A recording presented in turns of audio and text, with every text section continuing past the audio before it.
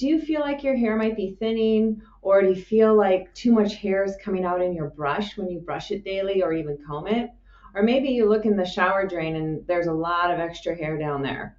If that's you and you're saying, yes, this is me, then it might have more to do with nutrition or other causes than just maybe that adage of hearing, oh, I'm just getting old, or it's just in my genetics. So now into the fun stuff for today. Let's talk about possible causes for hair loss. Hi everyone, welcome back to our channel, and we have a fun video for you today. First off, my name is Marcy Baskey. I am a functional medicine nutritionist specializing in gut health. I work with people who have those bothersome gut issues like diarrhea, constipation, gas, bloating. If that sounds like you or maybe someone you know, I've linked our website down below and you're welcome to check it out and also make an initial appointment if you feel like you need some extra help. Also, I've linked our free guide, which is 5 ways to improve your gut health. So we're going to dig into some possible causes of hair loss. And hair loss actually is one of the first signs of a nutritional deficiency, whether it's caused by maybe undereating or not consuming enough protein, or maybe it's even those chronic gut issues that many of us deal with. Hair loss can also be exacerbated by hormonal changes that develop from that chronic undereating perhaps, or including maybe a drop in your sex hormones like progesterone, testosterone, or even estrogen. So one of the most common forms of hair loss is androgenic alopecia. And this is a pattern of hair loss. And in men, it looks like a receding hairline or maybe balding on the top. And for women, it looks like kind of this hair loss all over. Now, it's also a type of hair loss that is very, very common, and it affects 50 to 80% of men and nearly 25 to 50% of women. And this type of hair loss can actually happen in any time during our life. Usually we do see it as we get older. However, you may wonder, well, why is this happening?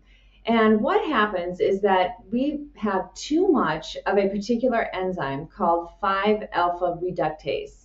And that releases or actually allows testosterone to become a much more powerful form of testosterone, which is called DHT.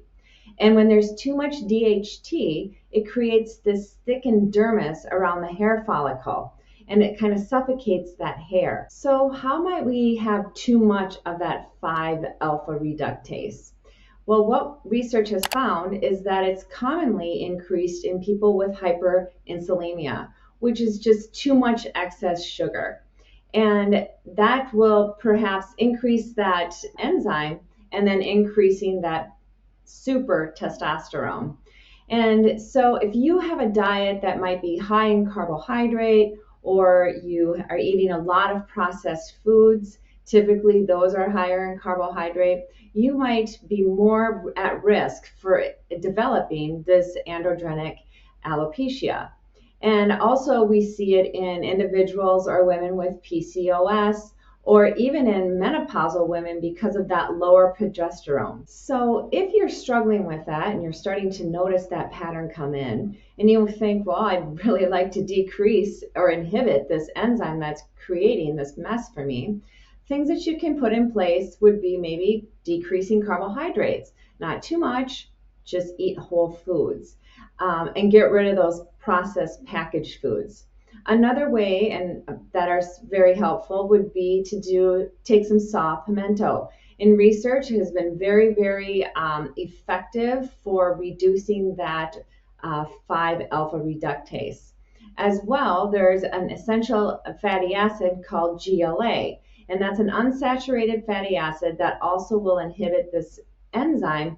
And they have found that it's very similar to the drug finasteride. So if you don't have high blood sugar and you're not seeing that pattern of baldness happening, but you're still losing hair, what are some other causes? Well, have you ever gone through a stressful or traumatic event or just a situation, and maybe a couple months later your hair falls out? I know that happened to me, and I think that freaked me out more than the event in itself.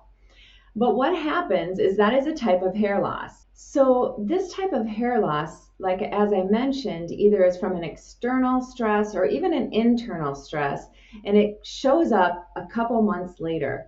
But what happens is the dysregulation of our cortisol, which is our stress hormone. And it causes inflammation, which pushes large numbers of hair follicles into a resting phase. So they're not growing, and they will fall out suddenly just a couple months later. The best way to kind of prevent that any kind of irreversible damage with that is to recognize it early and put some preventative things in place, which would be start eating lots of whole foods, good proteins, good carbohydrates, and good healthy fats.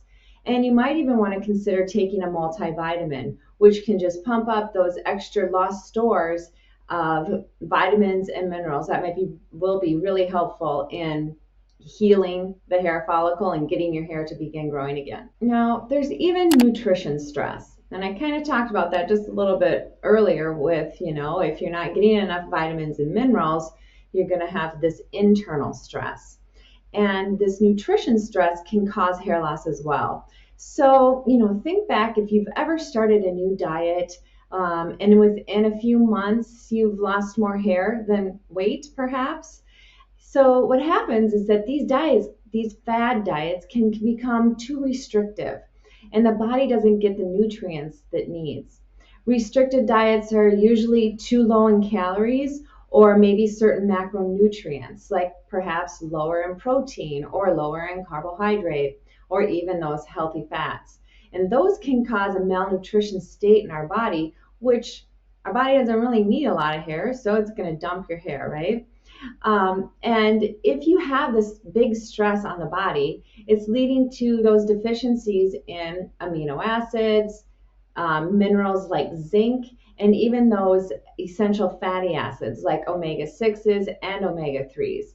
They all aid in hair growth. And so how do those amino acids aid in hair growth? Well, we get amino acids through eating protein. And protein break down into amino acids, and they are our building blocks for our body. And I also mentioned zinc, which zinc plays a very critical role in tissue growth and repair. And along with that, also hormone regulation, which we talked about just a little bit above here about those sex hormones, as well as, cortisol hormone, the insulin, which is our blood sugar. And so zinc helps in the, stabilizing that hair follicle. And then those omega-3s and omega-6s, they aid in the growth of good hair by reducing the inflammation on our body. And I mentioned that if we are sometimes on more restricted diets than we should be, one of those macronutrients that are often restricted the most, because we hear a lot of bad things about carbohydrates. So a lot of people will decrease their carbohydrate too much. And when that happens, that affects other systems in our body, primarily our thyroid. And if your thyroid becomes more sluggish, one of the things that happens is going to be hair loss. And another cause is going to be our gut health, right? We talk about gut health all the time on this channel. And people who struggle with, maybe IBD, which is irritable bowel disease, or IBS, which is irritable bowel syndrome, they often see the consequences of hair loss as one of the symptoms that they deal with. And what happens is that your body isn't getting the proper nutrients it needs to sustain good hair growth. And why is because sometimes people are struggling with maybe that IBS with diarrhea. So the transit time is too quick, and the body isn't able to absorb and metabolize the nutrients like zincs and the omega-3s that you're eating. We also need to keep in mind that we need to have really good hydrochloric acid or stomach acid. So when we eat the food, our stomach is able to break it down properly for the small intestine to metabolize it and get those nutrients out. One of the nutrients that specifically gets kind of off the wayside when we have low hydrochloric acid is going to be vitamin B12. And vitamin B12 is going to be extremely important in many processes in our body, but particularly in hair growth. And I mentioned earlier about inflammation in the body, but there's inflammation just in the gut itself for people who are struggling with gut issues. And if we have a high level of inflammation in our gut, it's oftentimes that it will show up in other parts of our body. And speaking of hair, it's going to show up in our hair follicles. And another way that hair loss can show up because we might have compromised guts is through autoimmune disorders. And what happens is that we harbor a lot of our immune system, or most of our immune system, in our gut. And so if your digestive system is compromised, then your immune system oftentimes is too. And those disorders, or they can also cause that hair loss in general. So really getting to the root cause and understanding your body, and perhaps even working with a practitioner to help you get to those root causes, can help your hair be healthy and happy. So how can we support healthy hair if you have a compromised gut? Well, we want to look at, first of all, having enough hydrochloric acid in your stomach so that you can properly digest the food. And other ways to make sure you have healthy hair with a compromised gut is to make sure you're eating good proteins and enough proteins, making sure you get those omega-6s and omega-3s, and making sure you get the zinc. Those are going to be critical to healthy hair, as I stated earlier. Also, making sure your body can metabolize the B12 that you're consuming out of your proteins. And especially if you are on a restricted diet or more of a vegetarian or a vegan, you really need to watch for that B12, because that oftentimes can get low for people who aren't consuming animal proteins. And one of the last things I want to touch on for hair loss is going to be an iron deficiency. There's a lot of people who are anemic, and especially women in childbearing age, because they are having periods, and sometimes those periods are very heavy, and oftentimes they can become more anemic. And when we have less iron stores, we also have a propensity to lose hair. And iron can be very helpful because it keeps that hemoglobin happy and healthy. So I just want to do a quick recap on ways that what can assist or cause hair loss. And first we talked about hormonal imbalances. So having that high level of DHT or that super testosterone, perhaps maybe you have low progesterone or hyperinsulinemia, which is high blood sugar, or perhaps hypothyroidism. Another cause for hair loss would be those chronic external and internal stresses. Or maybe you're doing a fad diet or more of a restricted diet, which is leading to kind of a malnutrition state in your body. And then we have digestive disorders or conditions, along with that immunity dysregulation. And throughout the video, I talked about a few different kinds of supplements that might be able to assist in helping your hair grow and having healthy hair. And I'm just going to run through them. And I always say, you are welcome to try them. I always recommend working with your nutritionist or your dietitian or another health practitioner just to make sure you're taking what you need and how much you actually need. So the first one we chatted about was saw pimento, and that's the one that can help decrease that 5-alpha reductase enzyme.